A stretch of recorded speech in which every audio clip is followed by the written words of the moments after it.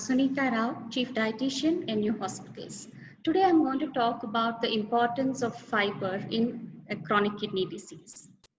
So what is fiber? Fiber is that kind of carbohydrate which cannot be digested by our body, and it is present mostly in plant foods. Most of the time, the whole cereals and the whole grains, whole lentils, vegetables, fruits, nuts and seeds, these are the great contributors of fiber in our diet. And fiber is not present in animal food. So based on the solubility, fiber is of two types.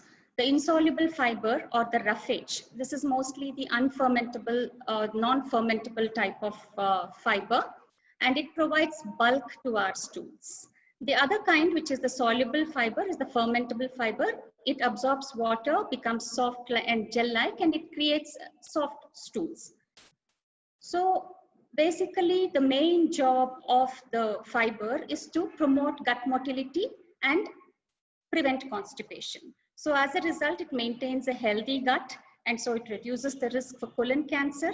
And this is one of the good carbohydrates, fiber. So it helps in controlling your blood sugars, reducing the risk of obesity, reduces the risk for dyslipidemia, and so on the whole, reduces your risk for coronary heart diseases.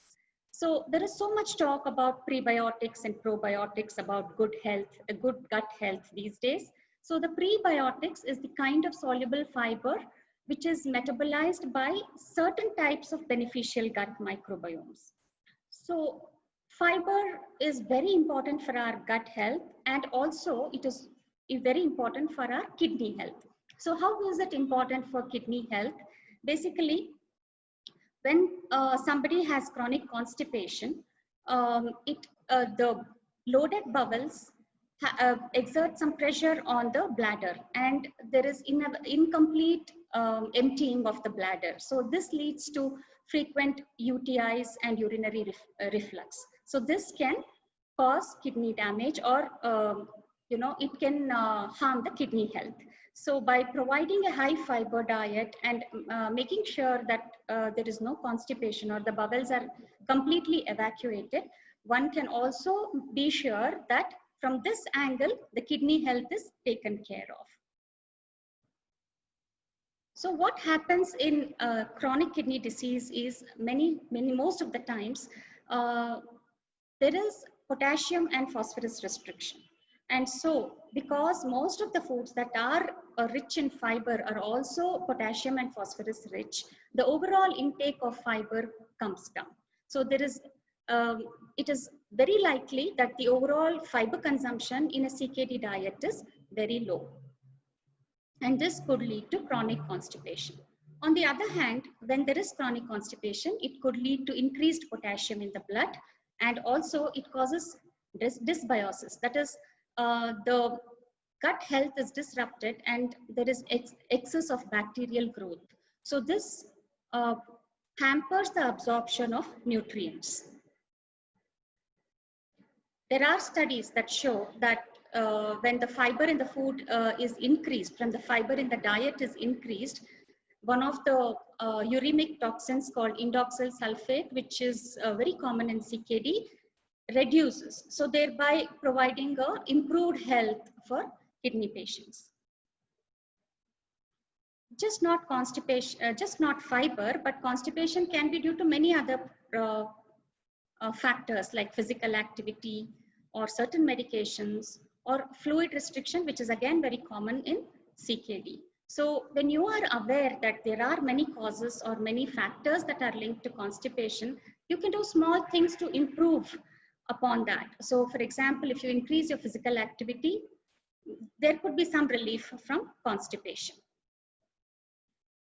Other suggestions that you can benefit from to increase the fiber in your diet would be to eat all the vegetables in the serving sizes that are allowed in your diet. Most of the time, people concentrate on the macronutrients, that is the amount of carbohydrates that they take other than the vegetables and fruits. So they seldom pay attention to what vegetables and fruits they are eating on an everyday basis. So by actually making sure that you get all the vegetables and the low potassium fruits that are allowed in your diet, you can increase the amount of fiber every day. And fix meal timings and make sure that you divide the portion, allowed portion of vegetables or fruits in every meal so that you don't miss out on anything. Wherever possible, try to retain the peel of the low potassium fruits and vegetables. This also increases the fiber content in your meal. And eat the whole fruit and not the juice. By avoiding juice, you're not only actually, increasing the fiber content, that is by eating the whole fruit, you're increasing the fiber content, but juice also could lead to hyperkalemia, increased potassium in your blood, and it could also increase the fluid content of your diet. You can include unsalted popcorn and cucumber as a snack. This is another way of increasing the fiber because popcorn is a good source of fiber. It is very low in potassium and phosphorus. And when unsalted, it could be a great snack for you. Using small amount of fenugreek leaves or fenugreek seeds wherever possible, that is when the potassium levels are maintained well. This also could be one of the ways in which you could up your fiber. Most of the times, you might be advised to remove the bran from your diet because this bran is extremely high in potassium and fiber and phosphorus. That doesn't mean that you have to use refined flours like maida, that is white flour or cornstarch.